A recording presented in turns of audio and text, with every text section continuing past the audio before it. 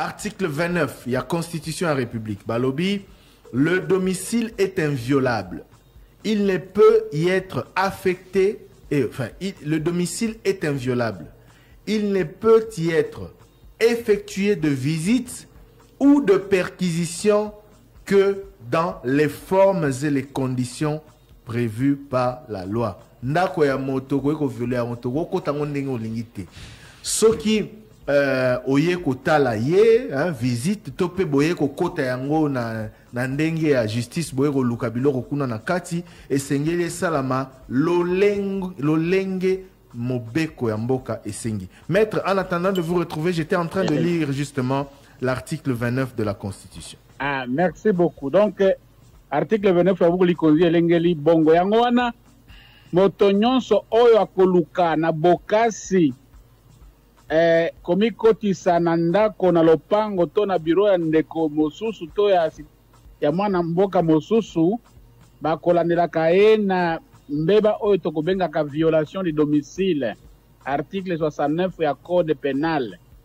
Soki okei komikotisa na ndako ya mutu aboyo kota to moto ayali te na makasi okei kuna ezali violation de domicile.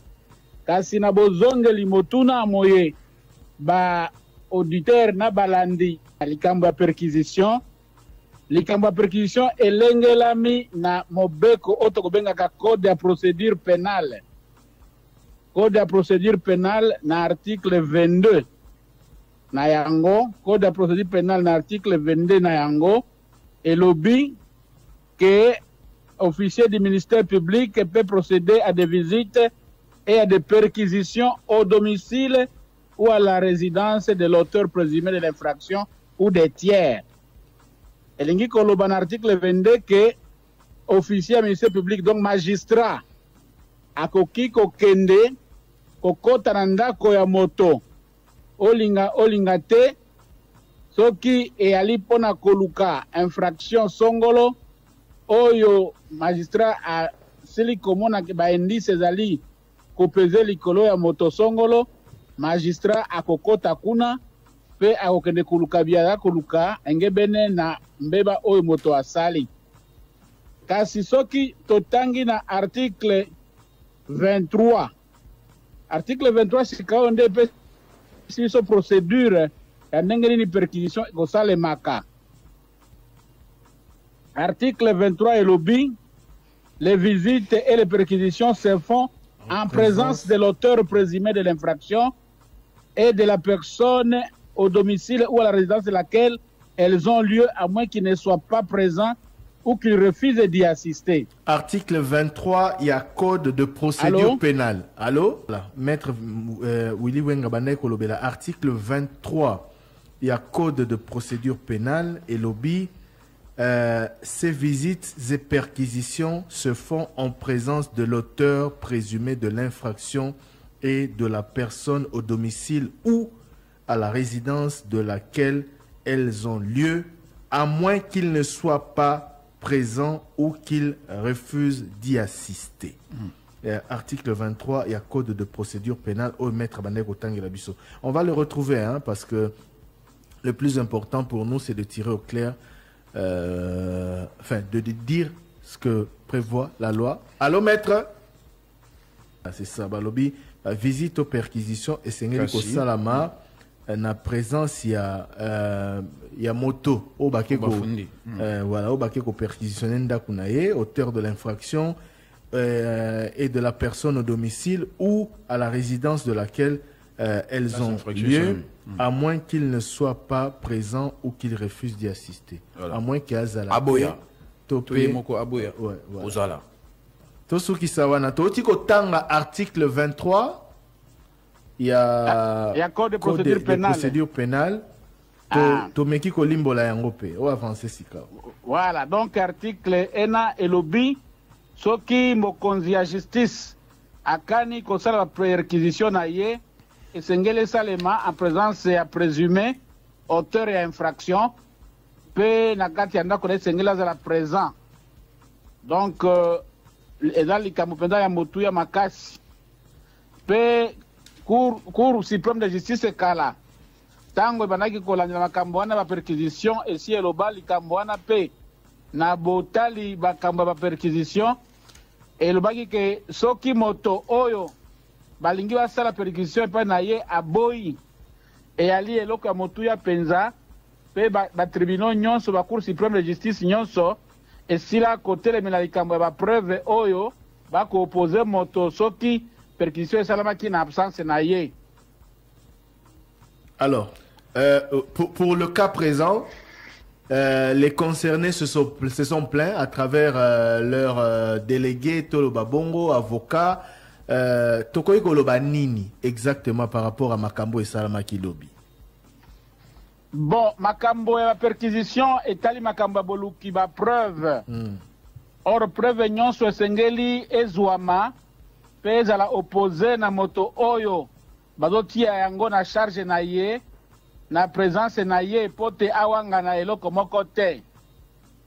Yangwana mingi Cour suprême de justice esila kozwa mokano ke ba perquisition nyonso oyo kosalema na ndako ya moto oyo azali mokangemi par exemple ezali na vraiment na valeur mingi te pamba te ba preuve ezalaka na ba mode na yango mais awa mingi mobeko na ba jurisprudence ezali koinsiste na ba magistrat na ba officier ya police judiciaire lokola minami sobi kosalema na ba service ya sécurité toyebi te est-ce que bango baza na procédure na bango particulière ya kolandela makambo mais na oyo etali mpenza ba magistrat na ba OPJ ya ba service judiciaire na biso eyebani na yango ke perquisition esalemaka te na absence ya mokangemi. Surtout soki moto akangemi mibeko ekoloba pe kolimbola biso ke moto oyo akokende kosala perquisition na ndako ya moto oyo akangi aza na raison moko te ya komema ye na esika ya perquisition te po moto yango aza na maboko na ye esengeli ke moto mona akende bamema ye lokola aza deja na maboko ya leta bamema ye esika bakosala perquisition azala président esika ena po te eloko nyonso ekomona na kuna beba na koopose ye pendant que bakomona yango na ndako to na bureau na ye. To comprendre malamu. Oui, trésor. Motuna moko ezali pe ya bandeko balandi maître Iluenga. Perquisition esalami na résidence ya Salomon Kalonda o azali bakangaki ye déjà. Kasi esalami pe na ndako ya Moïse Katumbi. Est-ce que ekoki pe kosalema na ndako ya moto yo bakangi ye nanu te oyo nanu charge moko te ezopese sur ye? Est-ce que bakoki kosala yango pe pa ya moto ya bongo? Na botali lolenge mibeko ekomami ndeko Trésor Kiyombo ezakolakisa polele ke bakosala perquisition na ndako ya moto oyo nano dossier moko ya justice efongwami contre ye te. Bamate ba enquête na ba perquisition nyonso ina ekozalaka pe ekosalemaka na kati ya mosala mwa koluka ba preuve contre moto oyo akangemi. Tango magistrat kokangaka moto, tango police officier police judiciaire kokanga moto, tango pe ba service misusu kokanga moto pona ko opposer moto di maye ako wangana esengeli kosala perquisition pa na ye awa asili kokangama pamba te bakotika moto libre te kosala perquisition pa na ye pendant que aza poursuivi te. Dossier oyo efungwami contre moto nde etindaka moto basala perquisition pa na ye soki perquisition ezali besoin ya enquête ya mokonzi ya justice to ya sécurité oyo ako instruire likambo. Donc bakoye ko perquisitionner pa ya moto nanu ba charge zo peser sur yete ce qui a cité dans l'enquête mais dans le respect de la procédure.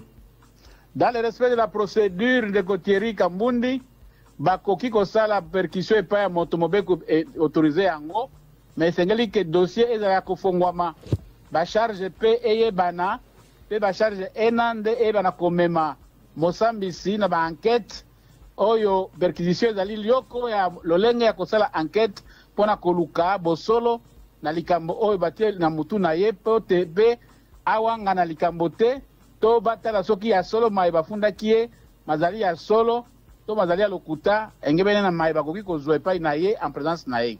Qu'est-ce qui sanctionne une perquisition? Na suka ya perquisition nini esengeli kosalama?